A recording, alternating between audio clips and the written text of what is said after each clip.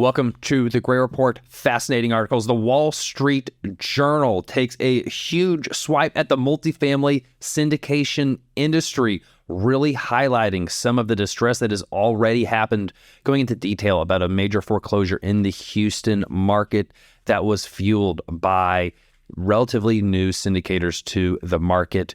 Fascinating, but also just going into the details with a magnifying glass on some of the big players involved, some of the better actors, and maybe some of the not so great actors. It's not all roses, that's for sure. And we're going to distinguish, what's real, what's not, and not everyone is on the up and up as you may think. So it's going to be fascinating. Also reports from Fannie Mae, Freddie Mac, Moody's Analytics, Realtor.com. We're going to be talking about everything related to the multifamily industry, the housing market, commercial real estate, and the macro economy. So if you're a multifamily investor, active, passive, you're in the industry, you're in the right spot. We're breaking down all of the data, research every single week related to those industries, keeping you up to date to help you make some really good decisions.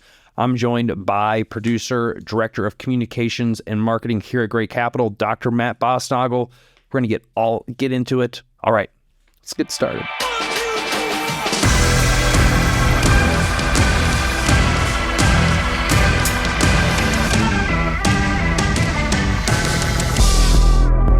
Welcome back to the Gray Report. Joined again by Dr. Matt Bosnagel.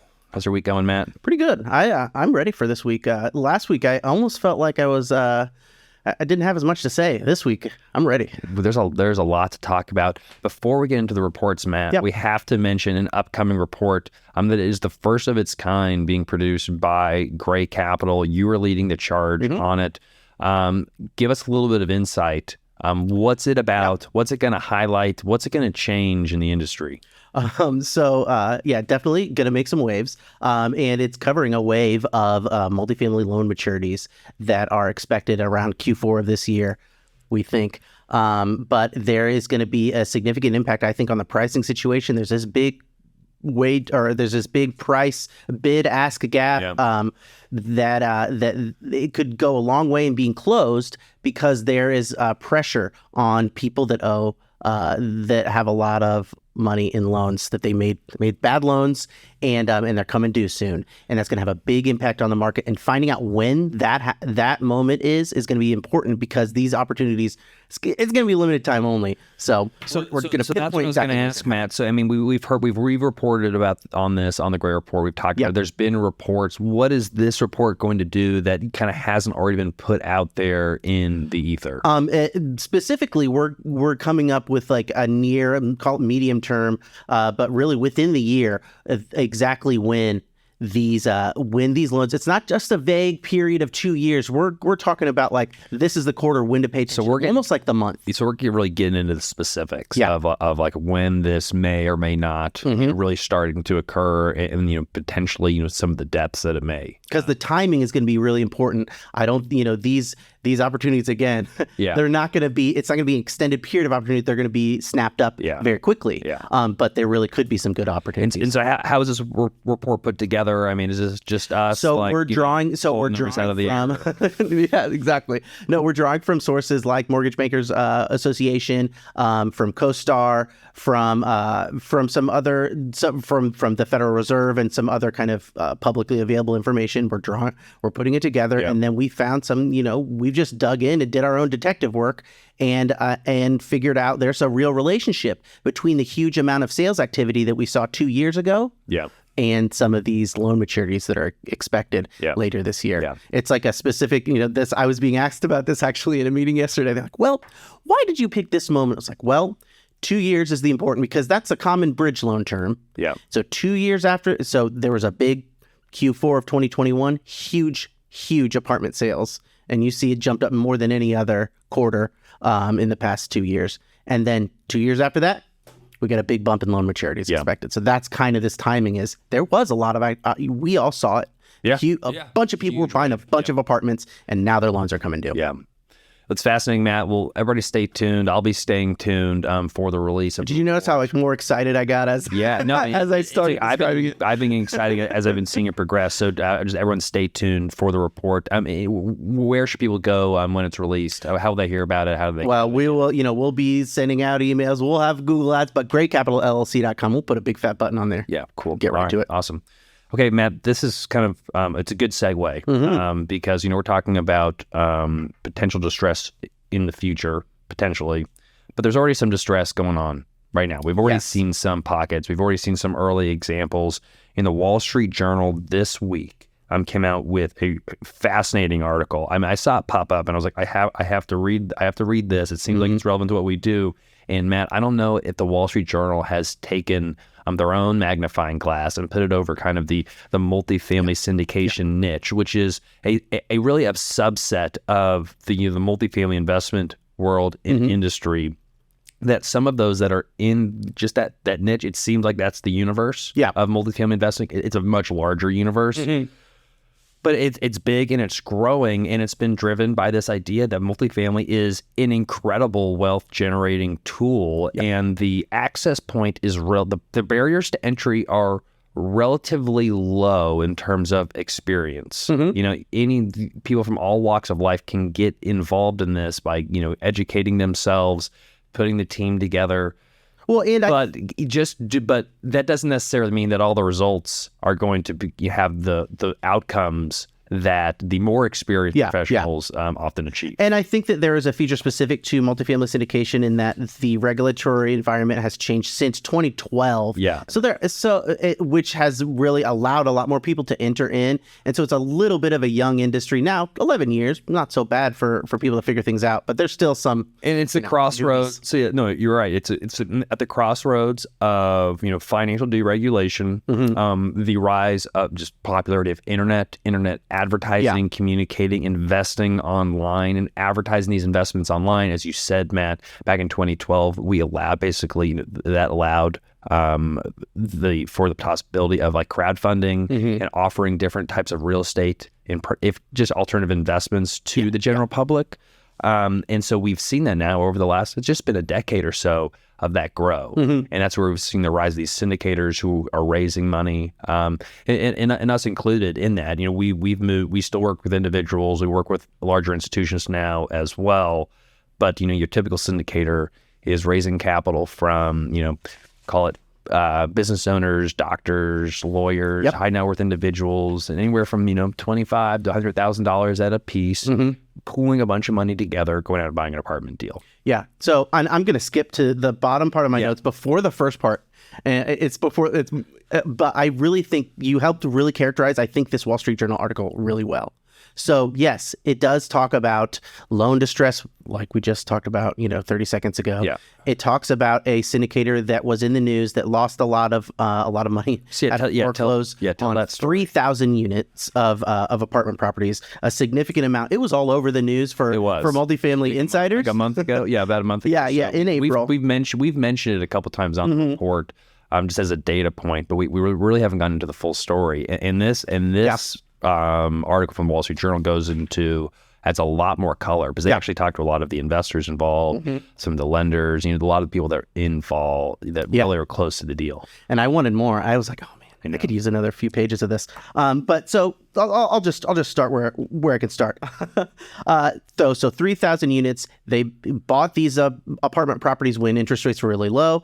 Put floating rate debt on it, and so that means when the interest rates go up, that loan is going to be more expensive to pay off, to service, what have you. And so he had to foreclose in April of this year. And those are 3,000 units of Sunbelt apartments. It really played into a lot of people, a lot of the narrative of this kind of rubber band effect. And investors lost everything. Yeah. Everything. So it was a catastrophe.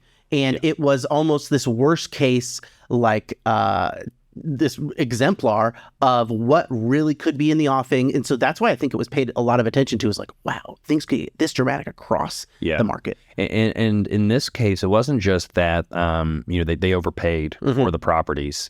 They also neglected the properties as well. Oh, I did. In the article, it really goes into detail of how they basically just did not have a real good plan of managing these assets. Yeah. And it seemed like, this group had gotten just over their skis and took on a little too much too quickly. Yeah. They overpaid. I think they promised. I am highly confident they promised things that they could not deliver on. And reading between the lines in the article, I think that's how that is the total implication. And they said, everyone, they had quotes from the syndicator being like, I never have to worry about basically economic cycles because everyone always needs a place to live. Yeah. And I hear that more and more these days. If it doesn't, you ignore ignore all the numbers, ignore that we're going to be overpaying. It's just people need a place to live. Yeah, people need a place to live, but you can also overpay for something. Yeah. It's in demand. I mean, if we can all agree there's a limit. So, that's what I thought was really interesting about the articles. Like, yes, it covers like that well-known case and it covers distress, but really it's an object lesson on how to pick the right syndicator, and almost like object lesson how to pick the wrong syndicator. Yeah. And so it's fascinating. So I saw this piece and I read half of it, and then I had to go to a meeting, and I sent it to Matt, and I'm like, Matt, this is awesome. I was like, this is so interesting. I was like, I haven't seen like a mainstream media piece kind of go into multifamily syndication, and it's going into this Houston portfolio. I didn't get to the piece though. There's a part of the article, and that I saw a familiar. I recognize the name, mm-hmm. and I think as a disclosure, I would never talk about private conversations with an investor. But one of the individuals that was involved in this reached out to us around the same time that this all was being put together. And I had to go back into my email. And so I'm not going to get into specific details of who it was or anything, but more talking about, a lesson learned of how to approach when you are looking for a sponsor, a general partner, an operator to invest in. Sorry, go ahead. So this investor was looking at us at the same time that he was looking at Appleway Investment Group. And I'll tell you, I still feel a little regret that he did not end up investing with us. And I'm just going to make a couple of general statements before you can get into the specifics. I disqualify. I at the end, I went to my email chain and I told them that we wouldn't be a good fit to work. Okay. Well, sure. and I do think, like, as an investor, if you're looking at multifamily syndicators, your return threshold and kind of almost the way you approach, like, politeness, your return threshold, if your return threshold is much higher than the industry averages, and most, if not all, of the syndicators that you're shopping around, if most of them are telling you that your targeted returns don't fit their risk profile, or maybe they find a polite way of saying that this won't work out well, then maybe you should start to rethink your approach. Because if you keep shopping around for someone to tell you what you want to hear, then that's the only people that are going to do it, is the people are going to tell you and you're cutting yourself off from a crucial source of information if you're going to ignore all these other people that are saying, oh, this is too risky, this is too risky. That's exactly what I think happened. Yeah, but this investor basically, he gave me his criteria, and he was asking for a level of return in a time period that was not only like unrealistic, but statistically like highly improbable without just like faking numbers. Yeah. And I tried to explain that, in the current market, this is the range of returns, and it was related to like cash on cash in the second quarter of ownership, and wanting to basically be in the double digit range. Yeah, and this is a time period that we could probably get anywhere between 5 and 8% like cash on cash return, because there's literally like there's a lease expiration schedule. You don't go into apartment community and tell everyone the rent has gone up. They have leases. The leases have to expire. But you're still making income, right? You're still making some cash on cash. Yeah. You're making income, but I'm saying you can't go from 0 to 60. There's a time period it takes to go to 0 to 60. And it's based on the rate of lease expirations and the ability to actually get those increases. Yeah. The market will only sustain so many increases.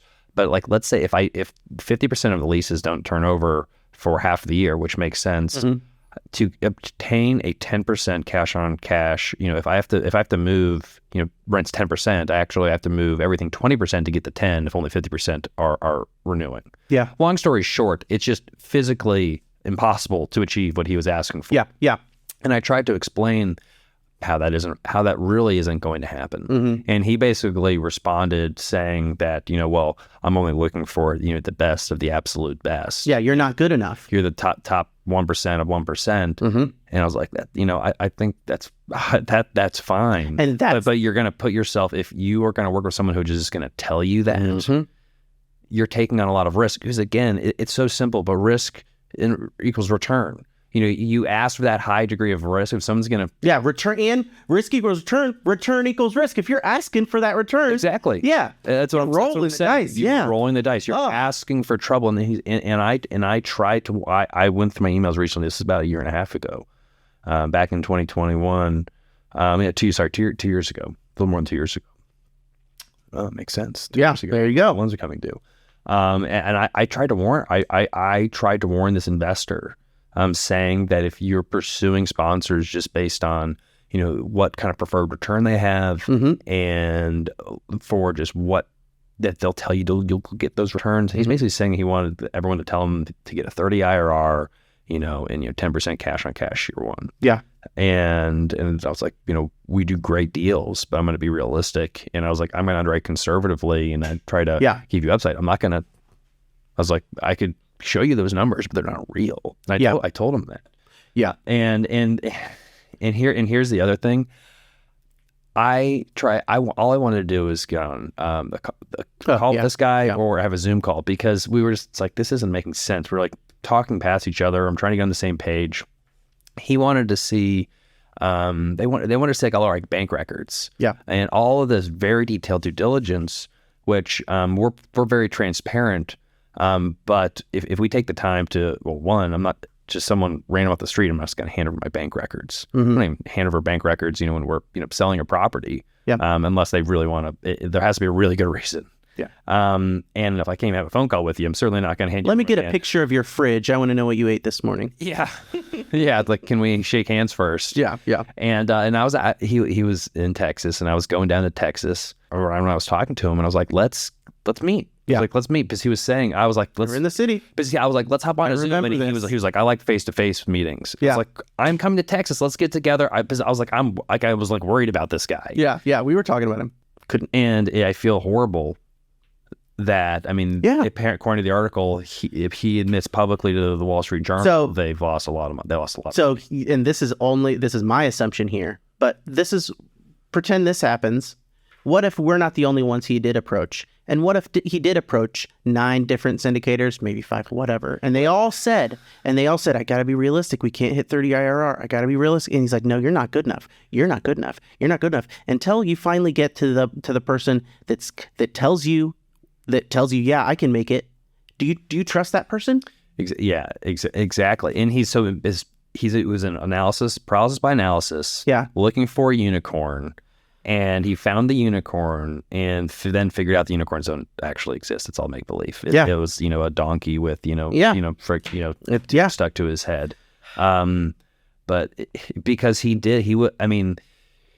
was basically making himself feel comfortable, being like, I'm doing so much due diligence. Mm-hmm. He was like, here's I'm going to send you 10 spreadsheets of. But you're not learning it. He wasn't learning anything. He said he was like, I've searched 360,000 Form Ds filed. And I'm going through everyone. I'm looking for the top percent of 1% of 1%.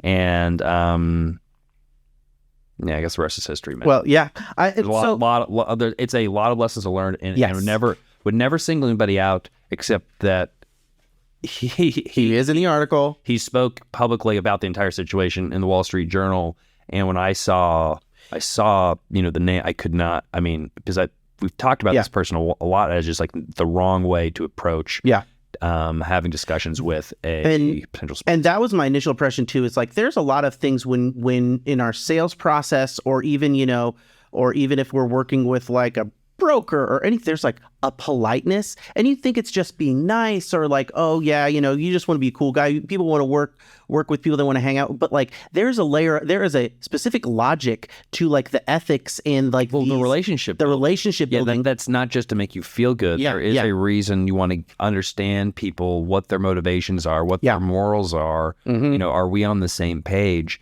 And the process that this investor took was to remove the relationship. Yeah. Can you hit that number or not? And make it to be 100% transactional. Yeah. Yeah. And while sure, at the end of the day, it comes down to returns and dollars and cents to agree, but that's not everything still. Yeah. And it's who do you want to do business with? Who do you trust? And who's going to do the right thing? And who's just in it to get, the quick fee and to get in and get out. Yeah. And that's the type of person who will just pull a number out of thin air because, because people, while they're saying that they're doing so much due diligence and being so thorough, that greed kicks in.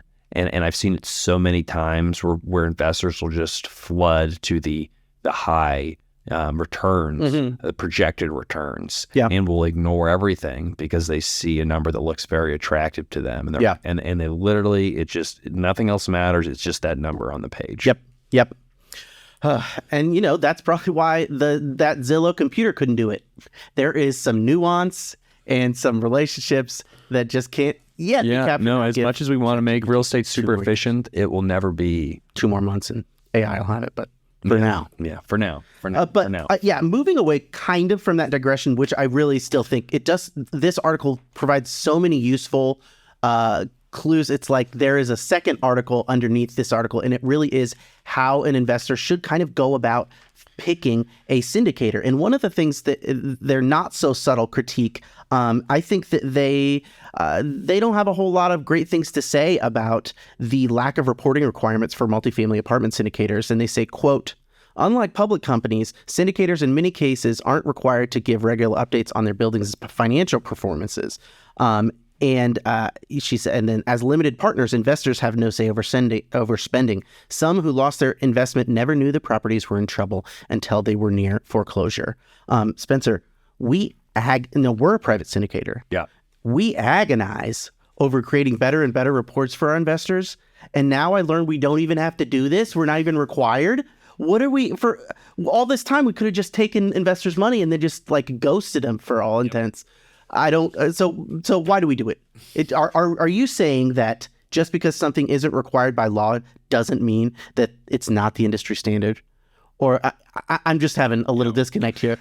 But really, we're confusing regulations with what the right thing to do is, and how markets work, and really public and private markets, where public markets there is reporting requirements that have to be done on regular intervals. But private investments, syndications, again, it's all private. So it's all about what you and I, Matt, we can agree, we can come into an agreement on just about everything as long as it's actually legal. Now we butt up against, the SEC, we have to file for SEC exemptions.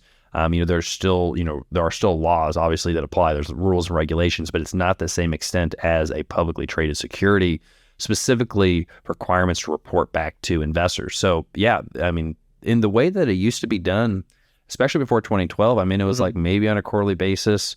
You might get some envelope in the mail, not on a regular quarterly basis. Maybe it was around a quarter, maybe you'd get a check and no report. Maybe you'd get a financial statement with no, it was very minimal.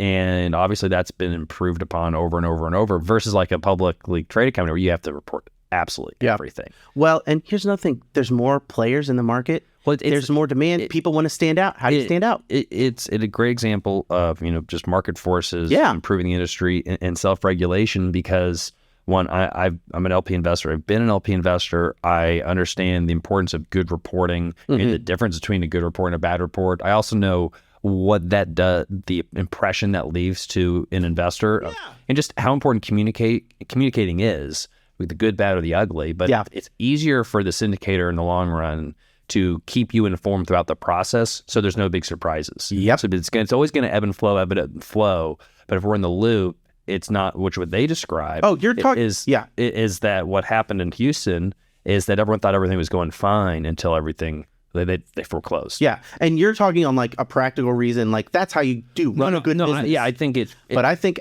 for a marketing thing, I want people to pick us because we do great reports. Well, so that there's that part of it also is it's like, yeah, it's a point for us to like brag on. It's like we do the best reports, and I mean, literally because we do it all, we look for ways to improve every single time. It's like, how can we make this report better? You can ask Griffin and Blake. Yeah, we're gonna redo it, and from a standpoint of how do we get more, if the best information the investor needs to see to have a good picture of what's going on. A way that's efficient for our teams to do it, so we're not having to do a bunch of data entry and manual work. So automate it as much as possible, but also to be able to have the human element involved, so we can actually, it's not just a auto-generated report with no color. We want to be able to fill in between the lines in an efficient way. But that's because that's the vision of how we want it to be done. It's a way to stand out to investors, and I think it's easier on us and others. And we're not the only one that does it. There's a lot, and that's the same. It's so that's another thing. There's a lot of great investors. There's definitely people who are they're well intentioned. They just don't have the experience. Go ahead. Yeah, just to put like an end on this, or it's like it's important. So I don't mind going into it. I'm kidding. Go ahead. The angle of this Wall Street Journal article, there was like, I think what gave it away, their little critique, is they were making the connection between Apple's way. Yeah, it doesn't matter. Well, syndicator between the troubled syndicator and you hop, skip, and a jump, and you get to Grant Cardone. Well, so now there's nothing against Grant Cardone, but he is he's very much style, and like he's very, very self-promotional, very promotional, and they're talking about like these like very vocal people, and it's not like they're not connoting like a business like atmosphere to professional. It's almost like this hustle culture that they're trying to. So we've talked about, Matt, the overlap and the correlation between kind of the personal development industry, the courses industry, and the multifamily industry, and the reason why there's such a big bridge is that, again, the barrier to entry to just get into multifamily syndication. Like, it is true. If you educate yourself, you put the team together. If you're, halfway intelligent, you can probably put a deal together if you work hard and you have the path to do it. Like that is something that you can come out of any background and do. And so for someone that's talking about, again, not the self-help but personal development. It's like, hey, you want to make your life better. You want more money. You want to be able to do all these things, live the life that you want, which is all of it.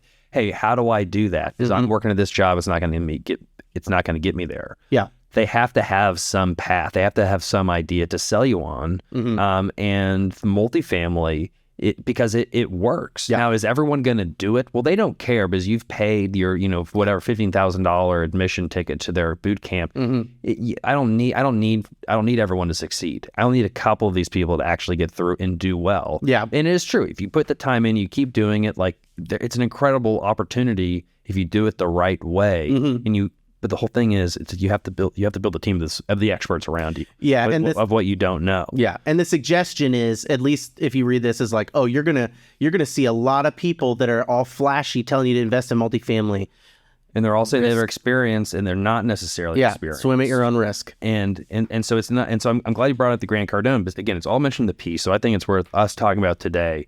It's Grant Cardone is a common denominator in a lot of these cases. Then it goes to Brad Sumrock, which is very well known. He's in the articles, we can talk about it. He's very well known, again, multifamily kind of coach and motivational speaker. He's done a ton of deals, and he does deals with his students. And I have nothing necessarily bad. I have nothing bad to say about Brad. But they both have a genre. They both have the similar voice of this like hustle. It's possible if you just do it, but you never know who's right and who's wrong if you don't ask the right questions. And there's a big difference between, now, if you invest in a deal with Grant Cardone, like, he can do it. Well, he's got the teams together to do it now. Like, but someone who sounds just like buying good deals. I don't know. I don't know if he's buying good deals, but like, he probably has the team together to do the thing. And Brad Sumrock, same. I'm assuming has the team. And I believe that he has the experience. But the guys then are a couple tiers below him. That look and sound just like him. Just like him, that I even include him as a mentor, and he's on the bottom of their website. He's involved. maybe maybe that new syndicator, and everyone has to start somewhere, Yeah. right? Maybe that person, is completely above board and they have a great business sense and they've got a great background and they can do great deals. And I know dozens and dozens of people that fit into that category. But then there's, I don't know how many out of 10. I don't know what the percentage is, but a percentage that either just don't have what it takes and who just get in too deep, or some that even have, just bad motivations or just poor business sense, and they're really unexperienced, and they take the taglines that Grant and Brad and whoever else are, feeding them, and it just creates a lot of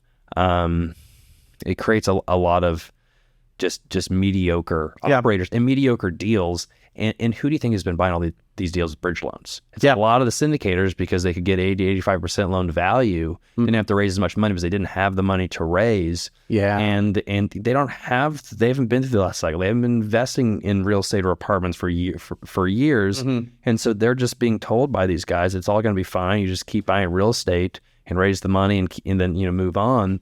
But they're not necessarily teaching courses on even how to operate the properties. They're telling you, teaching course on how to raise the capital and maybe put the deal together and network of brokers, but then what? You got a 10-year business plan. Just keep making more content for 6 months. That's it.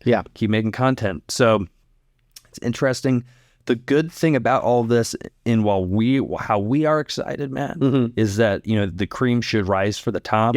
And again, the reason why we do reporting, and maybe someone else that doesn't do reporting, I'd like to believe that we live in a universe where, the markets work somewhat. They'll reward it. I think we should be rewarded, and the people who made bad decisions or just didn't have what it takes, unfortunately get taken out and move out of the way for the groups that not necessarily that are bigger or have been around longer, but who are just better.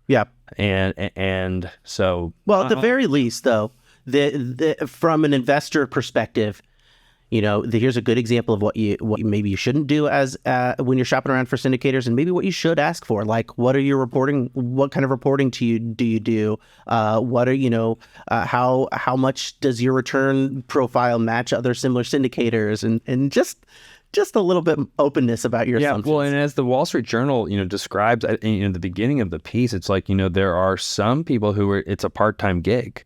They're doing it, outside of business hours. There's some people who are, co-GPing with 10 people. And it's like, it's not even their deal. Whose deal even is it? There's so many cooks in the kitchen. There's people who are, they just quit their job and it's just them. And, one other person, I was certainly in that boat for a while, just Alex and I doing it for, I was building teams and eventually built a much larger team. And then there's groups that have, I think like us, that have moved beyond that and have grown and to have full-on operations. I think that's the way that they describe it in the piece. But so it's not all, just investing in multifamily, it's not all the same. And we've talked about not just different, sponsors, man, and we'll move on because I know we've talked about this for a while, but I think it's important. You don't want to just lump everything together. Talked about different sponsors, but also different risk profiles and hold periods and strategies. Where some people lump all apartment investing in as the same, but like we've talked about, doing a deal on a short-term loan that with a 2 to 3 year horizon is a completely different risk profile. Doing a deal with a 5 to 10 year horizon. It's just different. It's different strokes for different folks. But the sad thing is the people who got in, they like the idea of investing in real estate. I know they had somewhat of a long-term vision in mind, but then got caught up in like, well, hey, here's a real estate deal. We're going to do it. And we're going to raise rents. We're going to make a bunch of money. We're going to do extra money in 2 years. Like, okay, that sounds good. Maybe we'll refinance. We'll hold on for the long term, but we're going to cash you out. Oh, that sounds great. I'm so excited. And then bam, zero. It's worth nothing. Millions of dollars. 3,000 units. Anyway, Matt, let's move on. So we got some really good reports.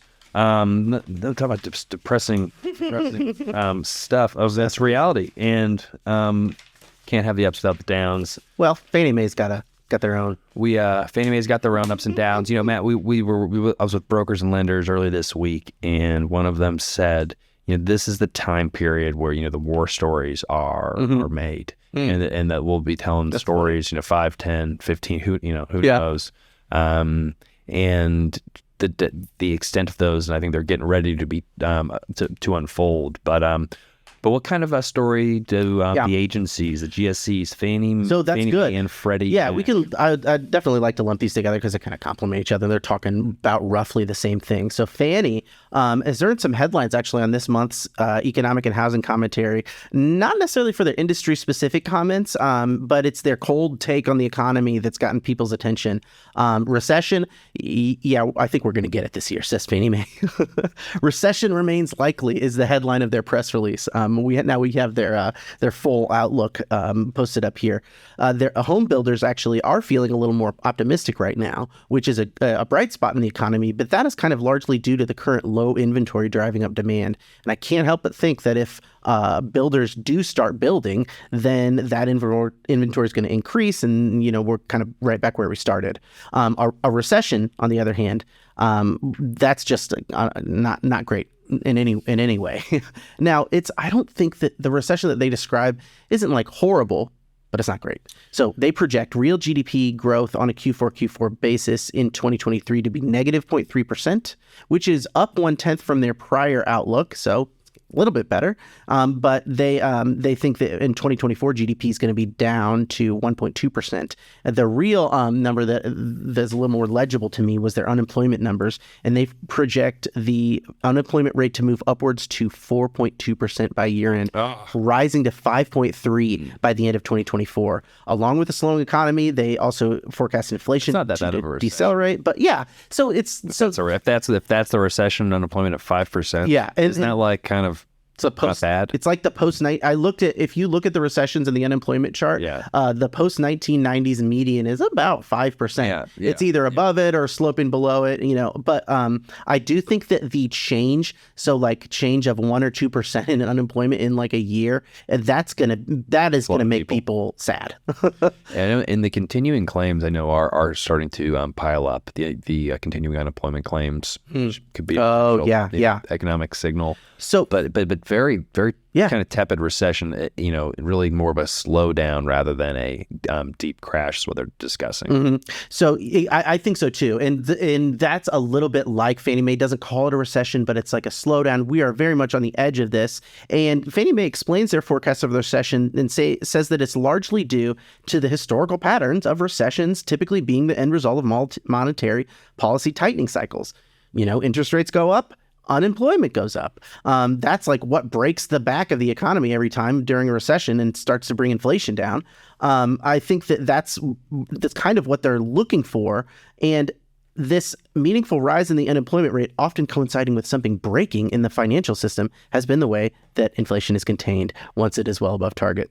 But they say that two channels in which interest rate changes affect economic activity, which is new autos and new home construction, these sectors are currently not as rate sensitive as they've been historically.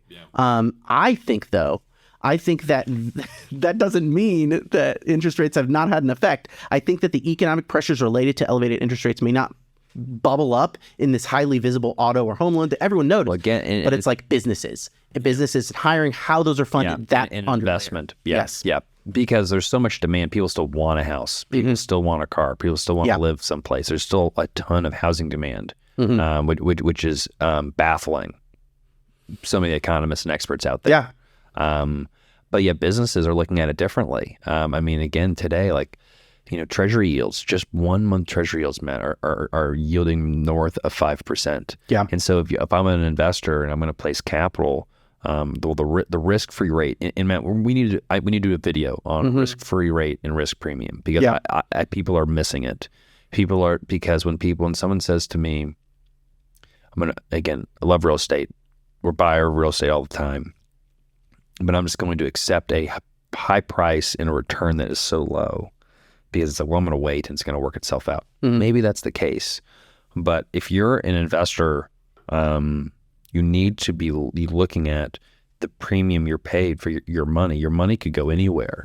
And so if there's a place where you can take zero risk and earn 5%, you to put your money somewhere else, you need to be earning an excess, a premium of that risk-free rate. So if that risk-free rate is 5%, you need a premium of several percentage points on top of that to even justify it. Now, there's a difference between again, we're talking about income, like current yield dividends. 5% versus an apartment, even though it may yield under 5% maybe the first year, the total return, whether an IRR basis, is going to be in excess of 5%. Maybe it's 10, 12, 13, 14, 15, 16. But that doesn't necessarily matter to every investor. Yeah. First off. The other factor is that total return projection is a projection in speculative. Yeah. And there are more uncertainties in variables today than there typically are in underwriting. Yeah, and that's like something like, it's like this idea of that book Noise, where if you're investing in your money, you have like one case study, you have one data point, one trend line.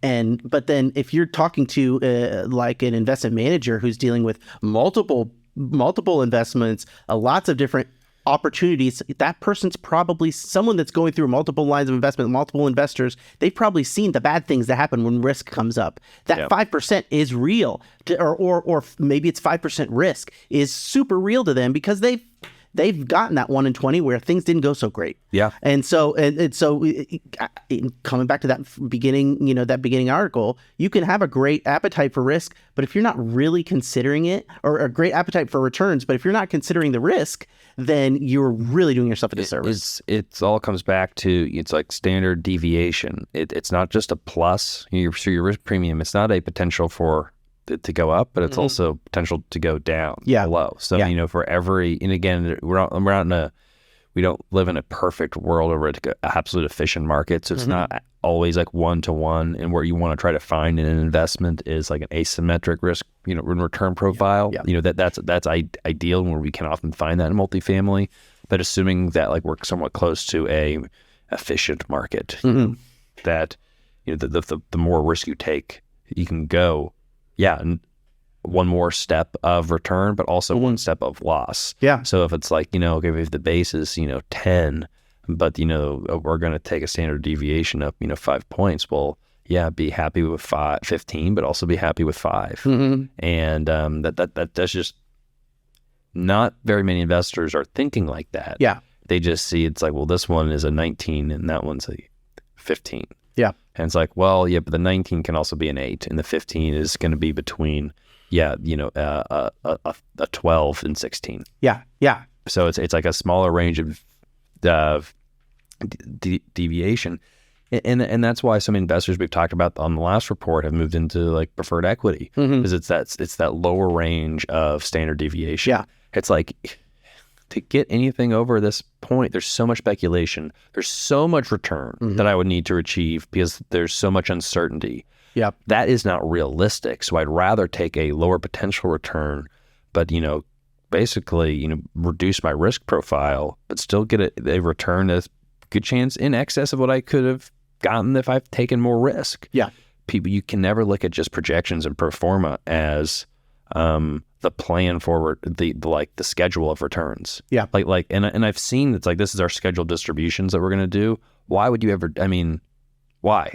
I think we could say like, this is our goal and maybe this is like our plan, but like, what are we going to be distributing 3 years from now? I hope the preferred, other than making a statement around free cash flow relative to the preferred return, our goal is the preferred return or above it or whatever, you can state like what your thought process is on how you calculate distributions and what you set aside for reserves and all of that. But to say this is what it is, and for any investor to take it as fact, I think it's a good benchmark to say, hey, we were going to be hitting X cash on cash in year 3. We're hitting not X, we're hitting Y, plus or minus Y, good, bad, or the ugly. But that's a failure, I think, of the sponsor and the syndicator of setting false expectations. Yeah. And just not, again, communicating the reality. Yeah. Well, that's what I was just thinking. Like, things go up and down, things change, and it's like you have to buckle up a little bit. And this is a time when risks are going to be real. Yeah.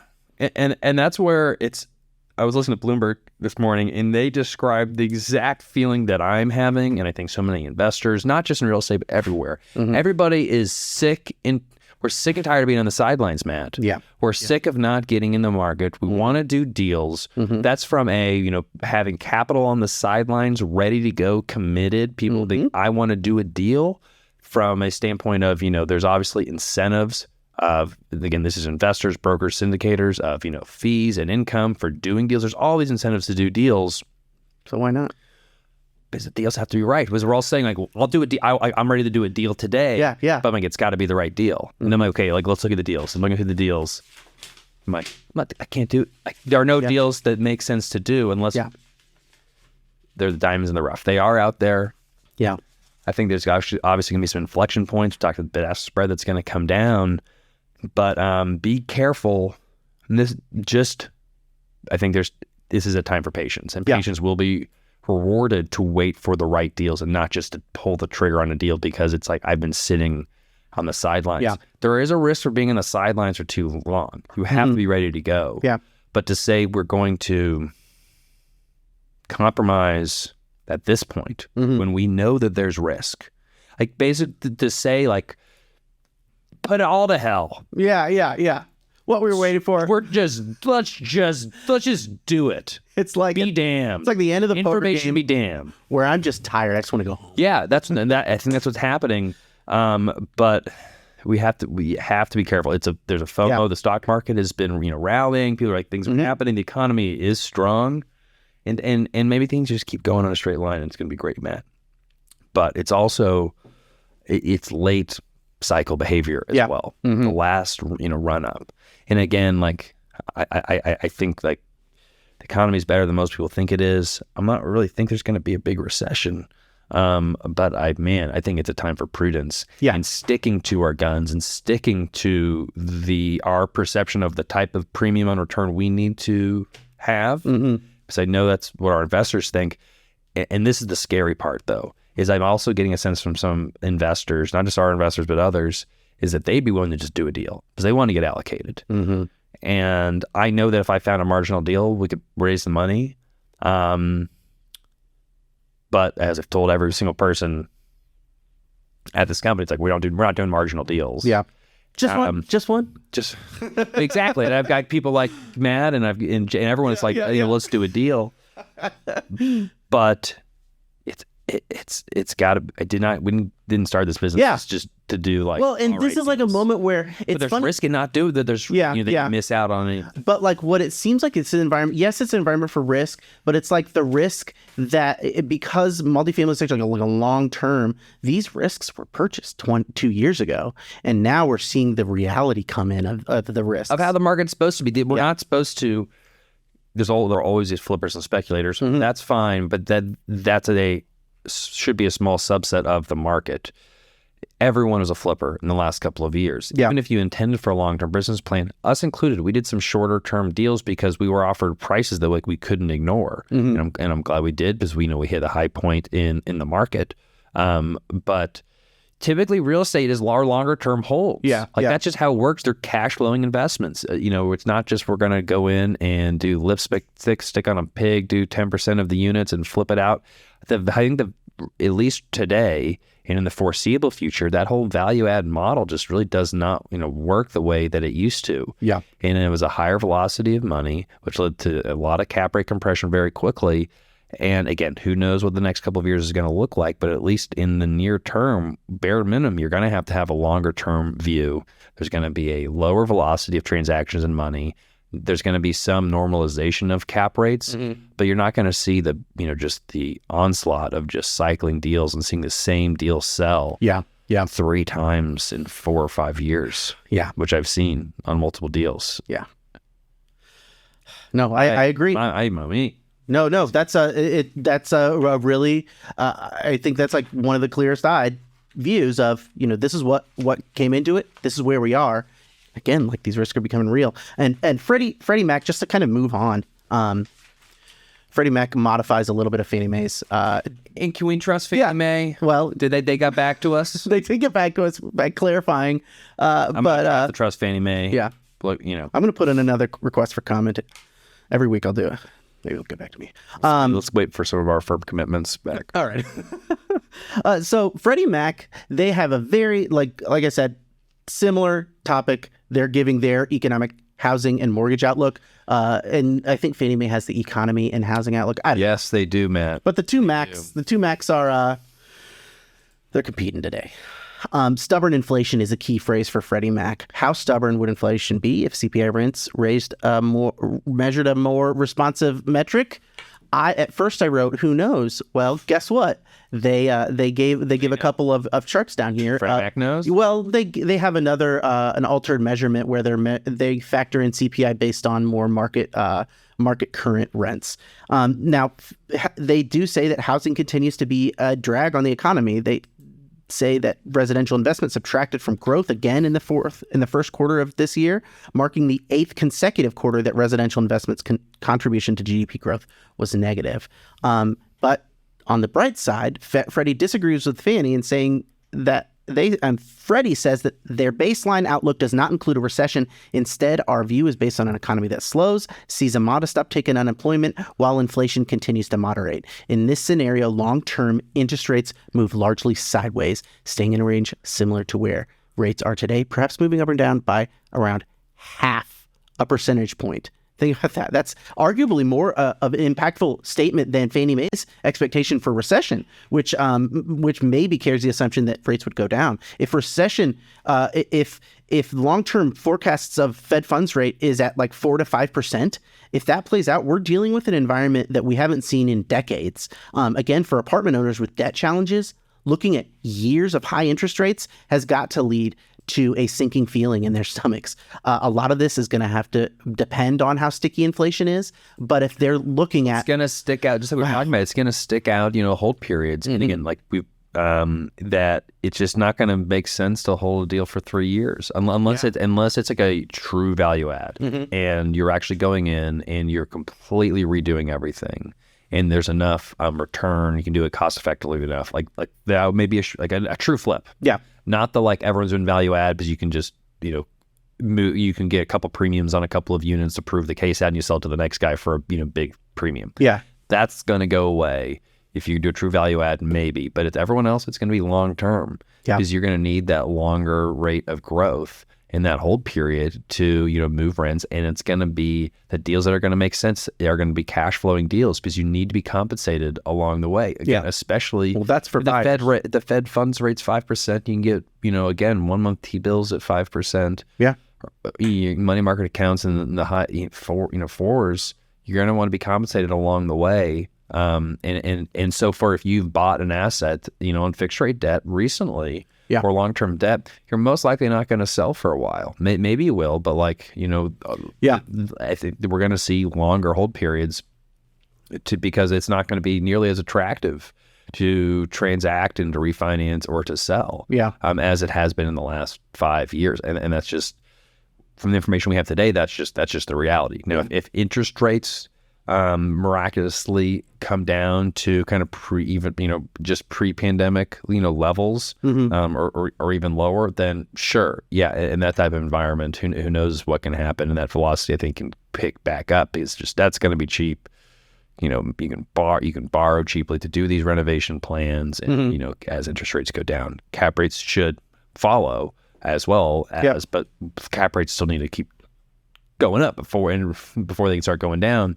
And we're not even sure if interest rates are done being increased. I think that so everyone 3 weeks ago, and most people would say they're going to be flat, maybe even decline. I think, instead of decline, I don't think they were really thinking clearly.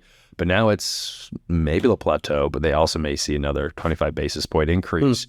Given some of the CPI data and the other data coming out, it would not surprise me, especially if I was, and I'm sorry, we're off, Matt, but if I was Jay Powell, and again, I'm like, it's more the psychology of like, I want you to know that these rates are going to be higher for longer. I'm going to make you make that decision. Yep. And,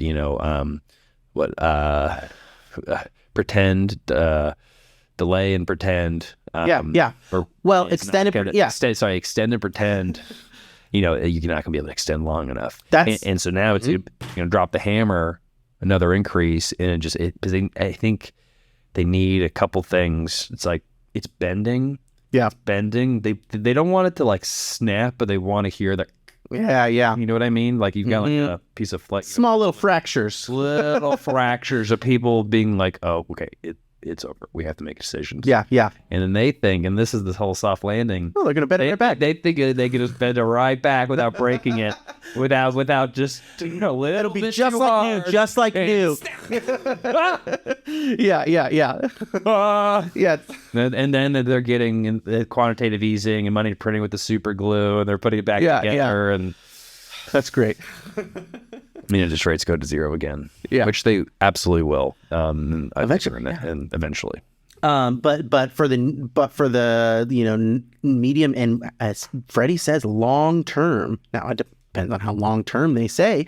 They could say forecasts of 4 to 5% for interest rates. What I think is it kind of comes back to that report that we mentioned earlier early in the Grave report. These people with floating rate loans, there's a lot of reassurance that lenders and the owners themselves are reassuring themselves, oh, there's going to be a way out of this. Rents are going to go down. It's going to be great. But the longer that time is of high interest rates, the more dismal it's going to be. And the harder that decision is going to be. We were talking about this earlier today. It's either going to be, will the extend or pretend work? I mean, that's the big thing. Can you pretend and extend long enough to get through? Yeah. Well, enough people, basically the plan is everyone's going to agree that the emperor has no clothes. Yeah. We all agree. We're all going to talk about it beforehand. And just until we get to a point of where like you can put the clothes back on, then we'll just forget it ever happened. Yeah. That is the plan. How long can we do that? Will that work? A lot of people are confident that it's going to work, Matt. It is surprising, but it's hard not to see something. And I think a lot of this is going to also revolve around what the proportion of bridge loans or floating rate loans are there, and how expensive whatever rescue capital is going to be. Do you think that the the Apple's Way group back? We're talking about the Wall Street Journal article again. So much of this is all about relationships and who knows who. Relative newcomers. You think part of this is that they weren't able to. Were not able to extend and pretend. And we talked about this last week, Matt. Also, if you are upkeeping your property, if you're doing the right thing, if you're communicating, if you're doing all the things you're supposed to do, I think there's a higher degree of probability that your lender, your bank is going to work with you. Yeah, and allow us to all pretend. But maybe not. I mean, look at this pool. And they say in the article, it's like when they bought it in their investment videos and photos. Yeah. Like it was like, picturesque pool scene. Now it's green. But it used to be blue, right? Yeah. This is not a St. Patrick's Day. Oh, goodness gracious. Oh, man. That's funny because, put it to the mainstream media, that kind of does look like green food dye. Now that you mention it. Yeah. But no, I mean, the fact is that the mayor of Houston went out and was decried condition of the properties. Yeah. But what I'm saying is communication. This could have, my gut is that maybe there could have been a little extending and pretending that could have. Oh yeah. That other owners will be the beneficiaries of. Maybe they were even losing more money than they are, but they were putting chlorine in their pool and telling the banks they were doing that. And if the banks, they have these properties, their assets on their assets on their books, loans, and the underlying collateral, the assets themselves need to be maintained. Mm-hmm. If you are an operator that is capable of maintaining the asset and manage it, it's like we want to keep you involved because we don't know who else can do this. Mm-hmm. You know where all the bodies are buried. We could bring someone in. They don't know where. Out of the pool. Huh? Sorry. But if you're you don't know, you don't even know what's going on. You are the problem. We need to get you out. We'll hire someone else that at least is going to that has the right policies and procedures in place that can do the right thing. That's another piece of this, and a piece of this whole story of it's going to come down to the whole pretending, but also who do you know and is going to let you pretend. Yeah. It's going to come down to relationships one way or the other. Totally. All right, Matt, one last piece from Moody's, their commercial real estate division, America's downtown recovery and what that means for the multifamily / office market. Yeah. Interesting, Matt. They're really talking about multifamily office, correlated, not growth. Yeah, I know. You got a couple of opinions. Oh, I jumped to the gun so quickly. To the gun. And you know what? It's not about office conversions. I totally thought it was about office to multifamily conversions. No, it's not, Matt. I spent the night imagining. Did you read the headline? I read the headline. You read the headline. But you know what? Their first line of the article is one of the better. Offices are dead. The donut effect is real. The doom loop is upon us. That's how you start an article. Yeah, no, I agree. It got me going. Yeah. And no, this is not an office to multifamily conversion. Yeah. This is talking about there are certain metros that are seeing huge declines in office occupancy, as we can imagine, and demand for office.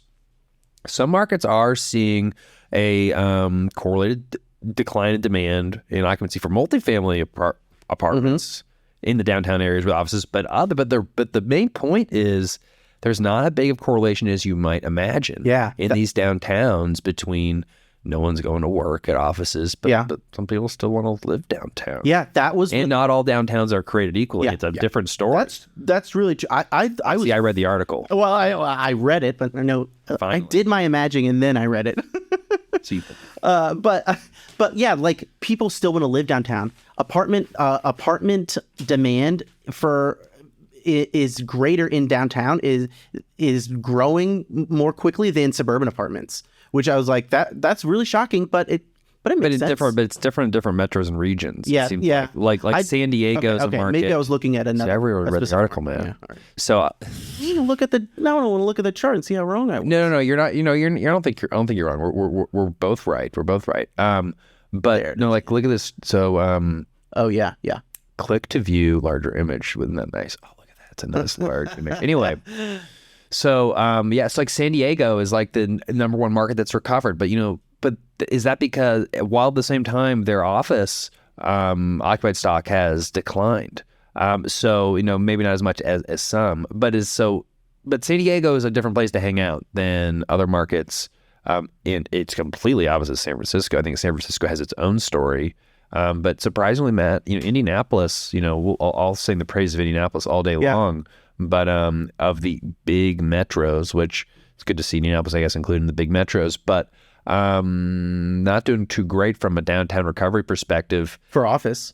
But multifamilies, it's doing better, but relative to these other markets, I think. I don't know though. I mean, I was looking at Portland. Am I missing? I'm sorry. But like 5.9 change in occupied multifamily stock. So this is the amount of multifamily that is occupied between, what did they say, 2019 and 2023.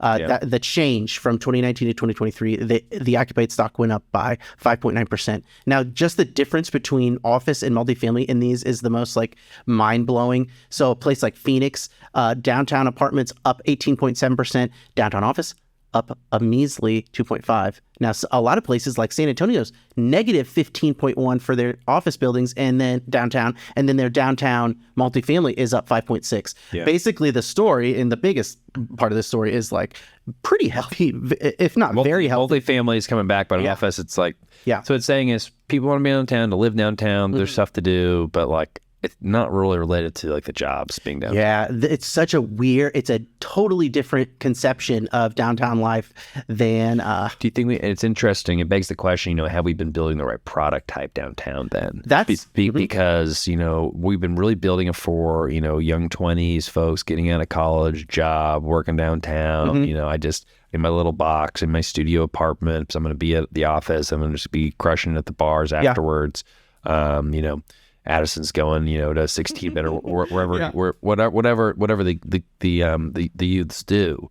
But now if it's more like, I don't know, people looking for a little bit more space, like, can you find that downtown? Or people, in the suburbs is usually where you want for more space. But I don't know, maybe we haven't built the right product type. Maybe we have. Yeah. You'd think that people would want to live downtown, would want something very nice. Yeah. Well, and I'll tell you, all of my dreams and imaginings last night of converting office, they all ended in crushed floors and like plumbers going in and out. I think it would totally make finance just bring the building down, build an apartment building. Yeah, I think in many cases that is the best thing to do. Well, so we'll have to keep tracking this, Matt. Yeah. There is certainly I think that the bottom line is that I think it's just the difference between cities and the populations, because when I saw Indianapolis that the recovery wasn't as strong downtown. Yeah. That makes a ton of sense to me. Now there has been a ton of recovery downtown Indianapolis.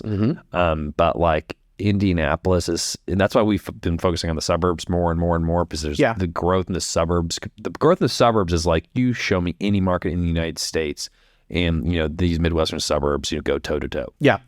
And downtown, there's a feeling, and I don't even agree with this. I like the downtowns. I think there's a lot of cool stuff going on. But like, if you talk to a lot of people, they're just like, no, there's crime. There's just, is anyone in down there? No, people just have written downtown off, which I think is not correct. But it is what it is, and you can see that demand reflected in the numbers. So. All right. Well, thanks for watching The Gray Report. Unfortunately, we have to wrap this one up, Matt. Great set of reports. This Wall Street Journal article is fascinating. We'll probably have some follow-ups. Leave a comment. Make sure you're subscribed. Again, hop on right now, graycapitalllc.com/newsletter. The one important reason that you need to sign up today is because we're going to be releasing this report very soon. And if you are not on the list, you may not get the report. You're certainly not going to get the report first. You should get it before it starts getting disseminated all across the national media. True. And it's going to be very, very fascinating. Matt, thanks for everything. Everyone will see you next week on The Report.